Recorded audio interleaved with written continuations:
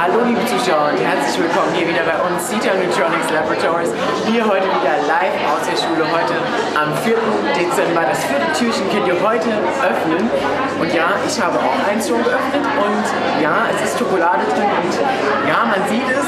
Und ja, es ist mein kleines Laster, aber davon lassen wir uns nicht unterkriegen. Wir machen immer weiter und deshalb sage ich nur, Leute, kauft Schokolade, esst es und seid glücklich. Jammert aber hinterher nicht so wie ich, dass ihr davon fett, hässlich oder sonst irgendwas wird. Die kleinen Glücklichmacher sind wirklich ganz wichtig für mich selbst, denn sonst würde ich die Schule auch nicht überleben. Ich habe heute selbst ein Duplo geschenkt bekommen. Was das Ganze mit dem Thema zu tun hat, absolut nichts, ist aber auch egal. Einfach eine kleine Anmerkung für euch. Was ich euch noch unbedingt sagen wollte, leider dürfen wir euch die Klos, die ich hier absolut zum Kotzen hier finde, nicht zeigen. Aber seid euch da sicher, ihr wollt sie auch gar nicht sehen.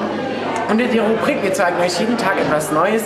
Ja, klappt leider nicht immer so. Gestern habt ihr ja den Weg gesehen, den Laura mal zur Schule nimmt und wieder zurück. Und ja, heute wollte ich euch eigentlich noch jemand ganz Besonderes hier vorstellen. Aber ich bin mir nicht sicher, ob sie Lust hat. Laura, hast du Lust? Nein. Nein, Laura hat keine Lust. Leider. Laura ist auch in unserem Team, in unserem kleinen Wolfsrudel.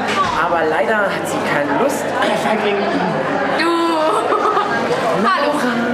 Fabian. Ja, Laura ist ganz wichtig für uns. Warum?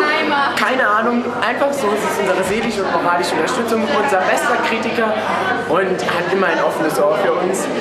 So, ich würde sagen, genau, und am liebsten labert sie den ganzen Tag. Ist nicht schlimm, tue ich ja auch. Und genau. Ja, liebe Zuschauer, das war es heute wieder von uns. Live am 4. Dezember hier an der Dr. Walter Bruchschule. Und ich weiß gar nicht, ob ich den Namen nenne. 4. Dezember hier an